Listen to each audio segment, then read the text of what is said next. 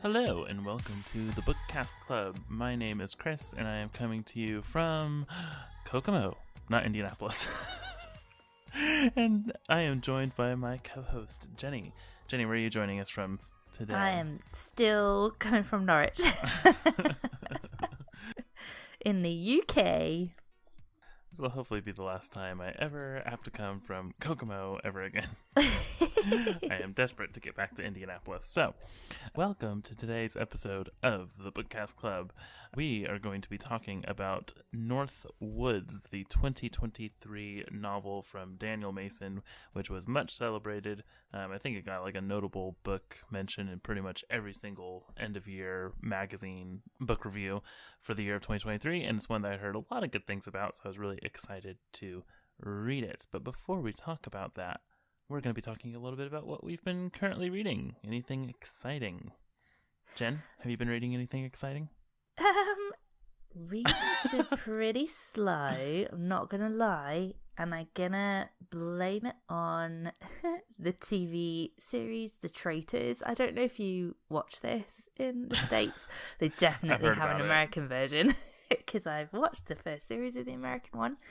Yeah, once I get into a TV series, it can really knock my reading out of the window, because I just sort of binge watch. So I haven't read a huge amount. However, I have just started Emily Wilde's Encyclopedia of Fairies by Heather Fawcett, I think is how you say her name.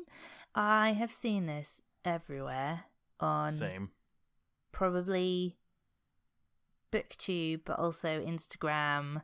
I feel like it was being recommended when Legends and Lattes by Travis Baldry was being recommended, which I read and enjoyed, so I've picked this one up. It's about a Emily Wilde who is a fairy expert, let's describe her, and I've only just started, but she's travelled to a fictional island which sounds a lot like Iceland. The buildings she describes, like with like grass roofs. They have like pitched grass roofs. It sounds very Icelandic to me. And she's gone to study the hidden ones, the most elusive of fairies. But clearly that's not all that's going to happen. And I think the book is going to be a wider mystery. I think it's fantasy romance, and I think it's an adult, but I'm saying I think a lot because I've gone into it quite blind, and if this turns out to be YA, I'll be annoyed. It's not reading like it's YA, it's quite academic sounding, but yeah, it's like an academic-based fantasy romance and quite nature-heavy from what I've read so far, and I think we must be... I don't know if we're reading her like field notes. It kind of feels like field notes. There's footnotes and stuff in it. But yeah, it's feels like a good one to follow up on after Northwoods, because Northwoods is quite serious. I feel like this one will be a lot less so, but still nature themed. So it felt quite fitting. But yeah, 2024 is meant to be my like fantasy year. So this definitely counts, I think. Even if it's a bit light and fluffy. Definitely counts, yeah. Yeah, I am going to sound like a miserable person because every time I hear this book described and Legends and Lattes, I just think that, God, that sounds like such twee happy bullshit. I don't think I could do it. Definitely twee. Yeah, but I'm sure that if I got into the right mood and quit being so cynical about everything, I could enjoy these things. But I might end up seeing what you end up thinking of it in the end before I give that one a go. Although I've heard good things about it from people who I generally trust, so...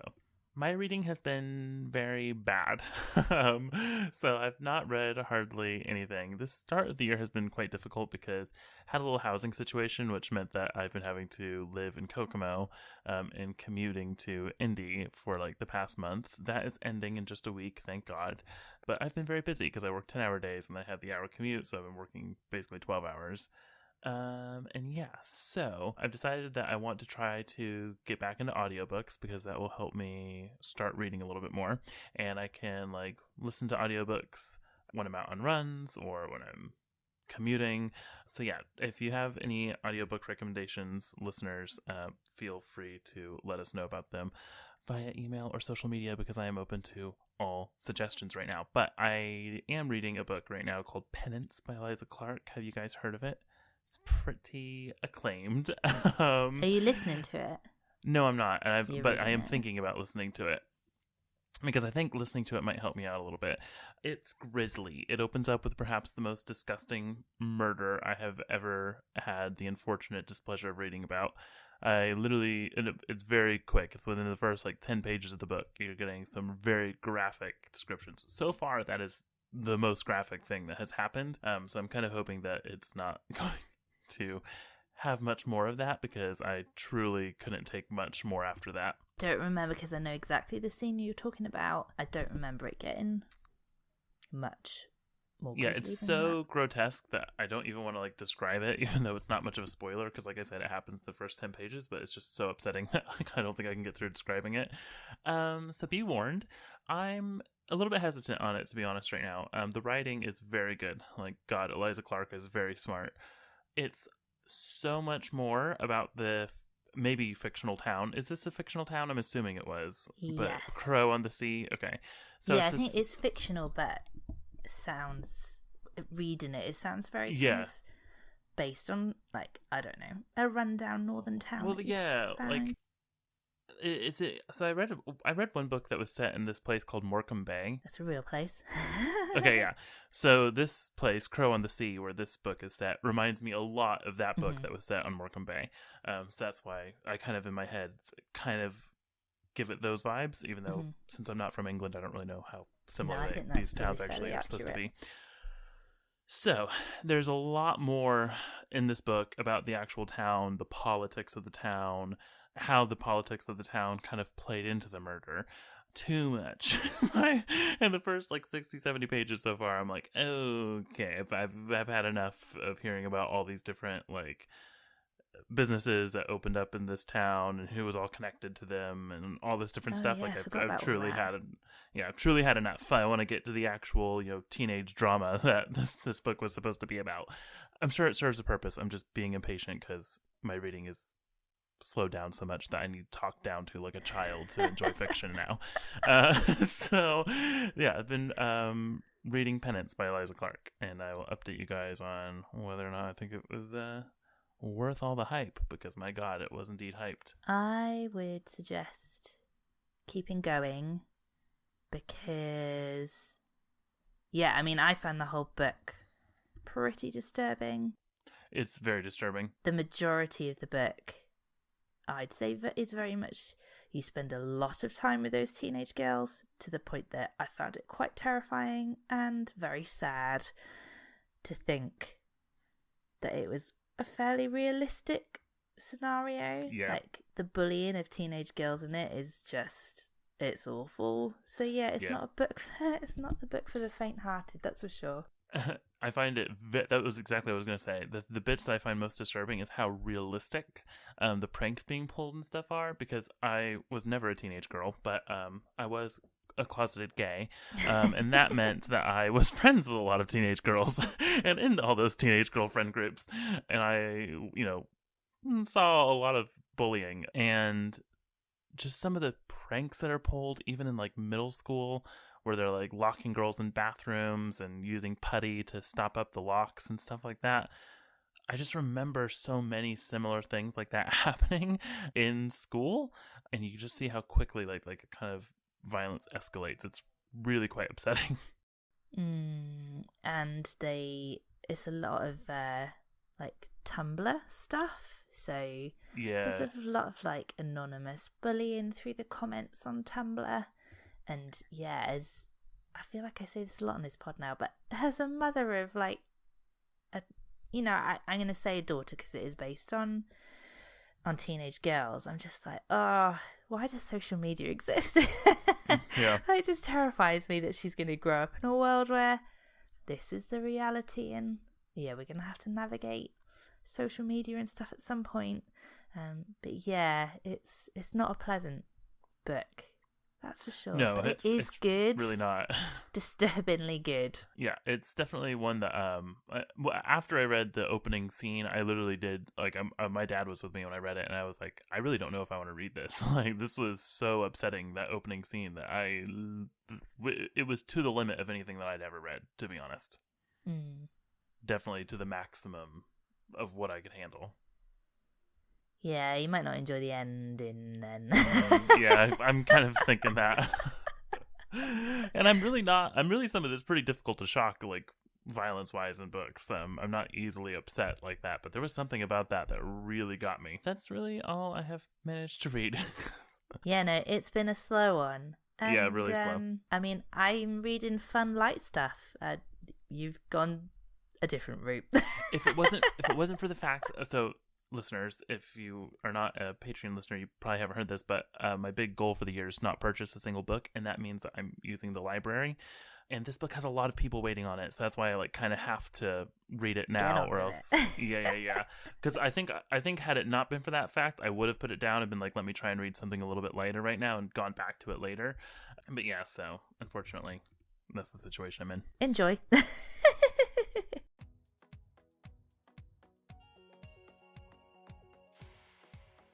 This is where we pop a little ad break in to tell you about all the different ways you can support the pod, most of which are totally free. We'll start with Patreon, as this is where we've been hiding over the last few months. Tiers start at £2 a month, with our bonus episode tier costing just £5. Now that we're seasonal and generally recording ahead of time, Patreon is where you will find all our timely conversations on recent and current reads, DNFs, book prizes, and loads more. You can try our bonus tier for free today. We highly encourage a binge listen to our back catalogue of bonus episodes, and we will take no offence if you choose to cancel afterwards.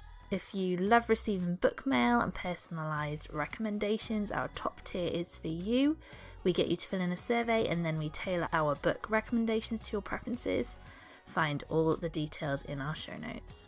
Now, for the free ways to support us that make a huge difference, a really effective and easy way of showing your support is by rating and reviewing us on Apple Podcasts. There is a link in the show notes that will take you straight to the Apple Podcast page, where you can write, hopefully, a 5-star review. If you listen on Spotify, you can also very easily give us a star rating. You can also share our posts on social media. We're at Bookcast Club on Instagram and TikTok. You can sign up to our newsletter on Substack, where we share even more book recommendations, our pick of the new releases, and all the latest podcast news. But the best way for us to find new listeners is by you telling your book-loving friends and family about us. However you choose to show your support, we, as always, want to say a huge thank you. We appreciate each and every one of our listeners. Are you ready with your summary, Chris? I am ready for my summary. You chose this book. It's your own fault. All right, and now it is time where we are going to discuss Daniel Mason's novel Northwoods, which Jen has given me the unenviable task of summarizing. Usually I don't do this, but I have written out my summary in advance, and I am going to read it now. Daniel Mason's expansive, impossible-to-summarize novel, Northwoods, opens following a pair of Puritan lovers absconding from their colony and fleeing pursuers. Where they eventually lay a foundation stone, Northwoods becomes the focal point of the novel, and we follow the inhabitants of this wood through an almost scrapbook-like text, filled with short stories, illustrations, news printings, photographs, and poems. Among the inhabitants are a varied cast of personalities, including an obsessive apple planter, his spinster twin daughters, a landscape painter whose letters to his friend reveal romantic desire, a mother seeking to cure her son's schizophrenia from a World War II-era lobotomist, amateur historians seeking to solve old murders. And all of these lives play out against the lushly, frankly, overly described landscape of the North Woods. Well done, Chris. Thank you. That had to be planned out in advance, because this book is really hard to describe. Yeah, you're not going to do that off the cuff, are you?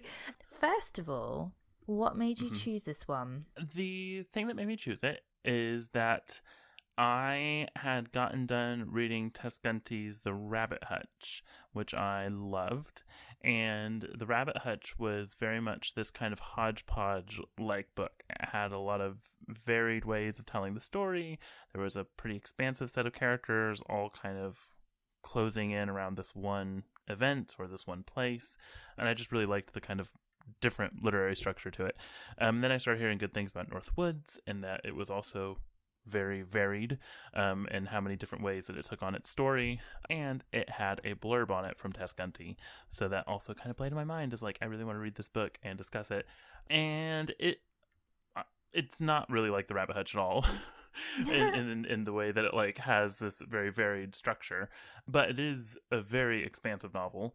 It's a very strange novel. It's filled with things in it that feel quite like mixed media or something like that. Mm-hmm. I'm not entirely sure that I got the most out of those elements of the novel.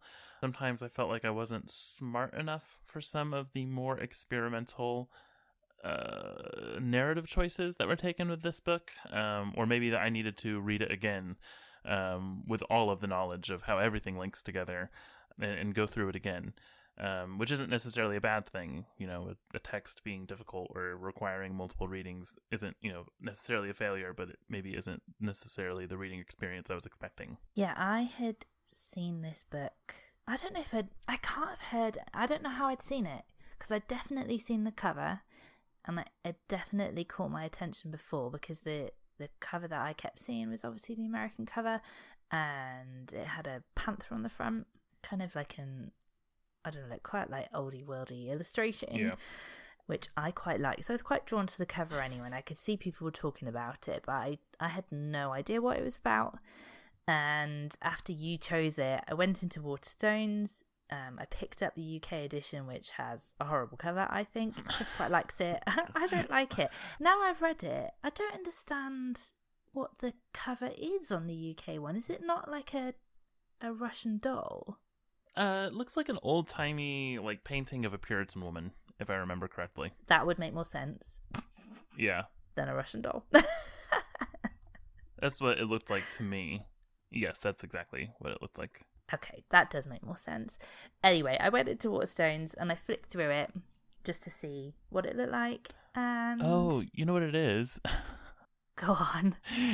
It's one of the Osgood girls holding the apple. It's a painting. Okay. Well, then that makes total sense. So I retract everything I just said. But I flicked through the book and I could see that it had poetry in it. And I immediately text Chris saying, this book has poetry in. and pictures, obviously. And yeah, I was intrigued. I actually picked it up on the Kindle because Amazon did one of their 99p things. It's probably not the best way to read it because I suspect it's a very beautiful book and has pictures in it which are quite difficult to see. I had to just assume that they were kind of irrelevant and that I didn't need to be able to see them because they weren't great on the Kindle. They were not. I have to say, as far as the printing in the book, they were not very well printed in the book either. There were several paintings and pictures in the book that I could tell, like, it was just literally the quality of how it had been printed. It was not very clear, like, what I was looking at. Interesting. Which I found very frustrating. And there were also, I understand, like, it cost money, but there were definitely pictures and paintings where I was like, this should have been done in color. Yeah. Because like you can't even really discern what you're looking at because of the fact that it's all in grayscale. So I don't know if that was like the intention behind it when Daniel Mason put it together, or if they just decided to print it in gray to kind of save money. But there's definitely some. I found some of the stuff just the way it was printed. I could not always make out exactly what things were. Yeah, which makes me think maybe they weren't particularly relevant at all. They just looked nice. Yeah, I have to be honest. Most of the pictures were not... I shouldn't say they weren't relevant. I wasn't smart enough to be able to figure out their relevancy. Maybe I wasn't either. I just assumed they were not relevant. Irrelevant. Next. I've only just finished it. And me and Chris were talking before we started recording. It has taken me forever to read this, and it's not that I didn't enjoy it, and it's not that I didn't think it was good. I did enjoy it, and I thought it was great, and we'll get into the different ways that I thought it was fantastic, but my God, did it take me a long time. And I think it's because obviously it has a narrative theme, but it very much is similar to a short story collection. Yes. And short story collections take me a long time to read as well, and I don't sit and read them all in one go. So yeah, the format of it is definitely the reason why it took me so long. Is that the same for you? Yes, that's exactly what I was going to say. Especially because right now my time for reading is so limited, where I have to, where something is so fragmented, it's so easy for me to just be like, oh, I'm going to set the book down now because that part of the story is over. You know what I mean? And they're very short chapters. I mean, they're not very long chapters. No. And so then I want to pick it up again because there was no real narrative thread pushing me to, what's going to happen next. There's no characters. Characters don't really repeat much between stories, or if they do, it's because you're hearing about them later, or a character in the story you're reading about now is finding out about that character, but like there's nothing new to their story being added really between most stories. So it just became really difficult to like sit down and read it for like 100 pages at a time or something. It didn't have that kind of narrative propulsion that maybe I was hoping for. That something like Tess Gunty's Rabbit Hutch is also a very strange way of kind of putting together this story. There are sections of that book that read like independent short stories, right? But it has a very strong narrative push that pushes you through. It reads like a novel. It doesn't read like a short story collection. In my opinion, this read much more like a short story collection than it did a novel, which is not a bad thing because it's themed short story collections are great. It's just it took a long time to read. yeah it I did think it was great, and I've talked many times on this podcast about another short story collection that I really loved, Folk by Zoe Gilbert. It reminded me a lot of that. Now, Folk is a lot more fantasy based, but it's a short story collection where all the stories are set on this one island. So lots of characters like appear in all the different stories, and you kind of learn more about previous characters as it goes along. So it's another short story collection that you can't really dip in and out of, otherwise you'll kind of lose the thread of everything at some point. So it did remind me of that.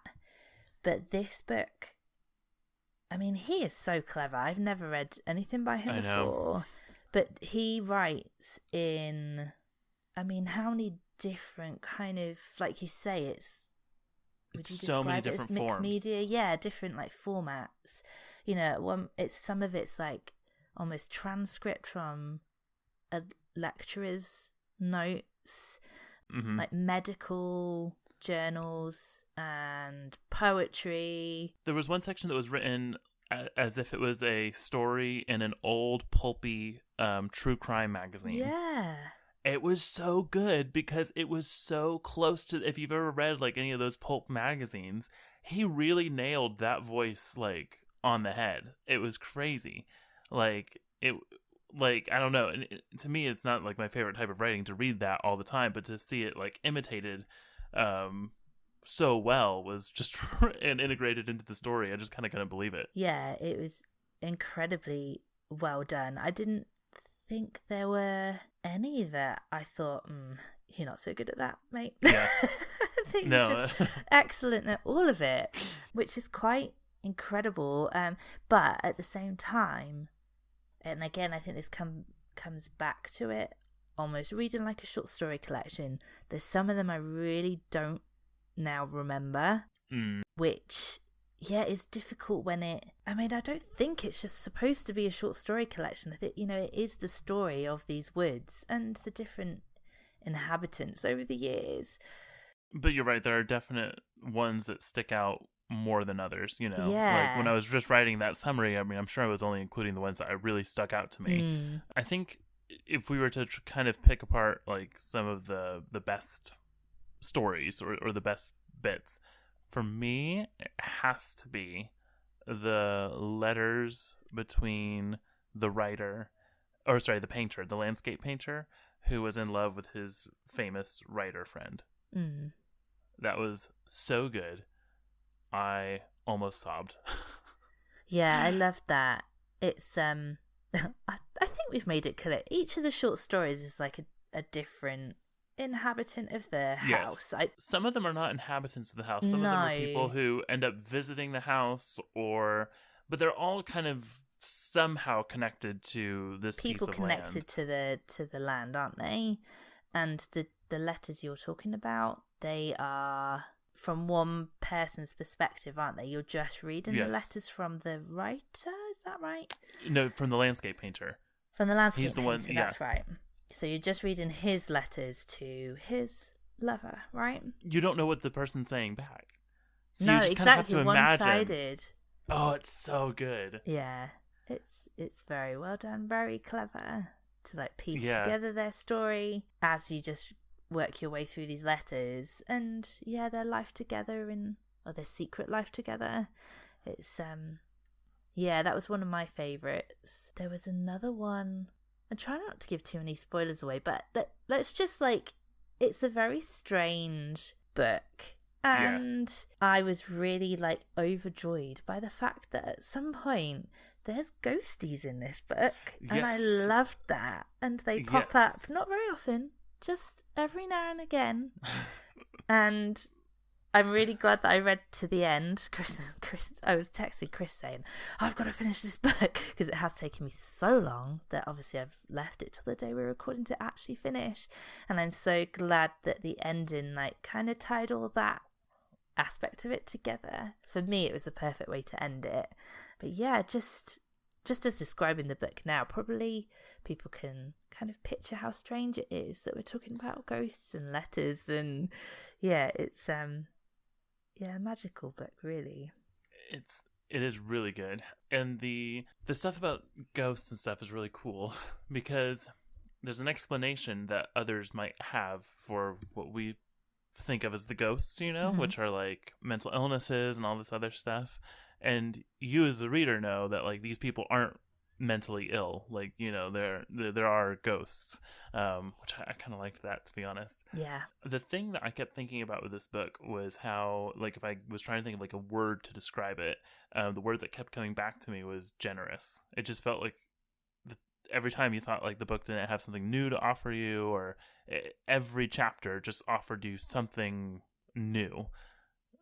Something you weren't expecting, narratively, structurally. It is just full of surprises. Yeah, it's definitely keeps challenging you all the way through. Yeah, it is a challenging read. Yeah, definitely. It's not an easy read, which then again doesn't lend itself to being the most, I don't know, compelling book to keep It's not a page turner, I wouldn't say, even though I was intrigued. And there's enough in there that might kind of hook you in to keep reading. Stuff happens, it's so hard not to spoil. Stuff happens with these ghosts that I was I can't believe that just happened. And is that going to happen again, as the narrative kind of moves forward? So there's enough there to keep you kind of going. But yeah, it's got very high reviews on an average star rating on Goodreads and stuff. And I shouldn't say that it reads completely like a short story collection in one way, which is that thematically it is very tied together. Yeah. It is definitely very much to me feels like a book that's looking at the almost seemingly trivialness and how short these lives are that are lived on this landscape, how quickly they seem to kind of pass by while this landscape remains the same, or almost like it stands watch to kind of all these different lives. And you really feel that variance in time perspective as you're reading, and as it goes into pretty lengthy descriptions of the natural world of this Northwoods. Be prepared for a lot of nature writing. I mean, this is a love letter to things like Walden and stuff. Yeah, I really like the nature writing in this. I've talked about it lots of times on the podcast, but I'm a big fan of character as a place. Place as a character, sorry. I love the house in this, which is no surprise to anybody that listens. I love a spooky house. But it really reminded me of, there is a church in Norfolk that you can go and visit, and it's hundreds of years old, and all that's left of it is the most of the outer walls, and it's in the middle of this woodland, and it has no roof. And in the middle of this church is this huge oak tree that's like grown up through the middle of it. And then the canopy of the tree is almost like the roof. It's an incredible place, and it's kind of really spooky and looks like it's been plonked in the middle of nowhere. And this book really reminded me of that. I can link up the random church in Norfolk for anybody in the show notes. Maybe I'll put the picture in that I've taken of it. But it just really reminded me of it, like nature kind of. Towards the end of the book, people don't really go to the Northwoods anymore, and they don't go to the house anymore, and nature kind of starts reclaiming it. And yeah, it just really, really reminded me of that church. So I will put the picture in the show notes for people to see.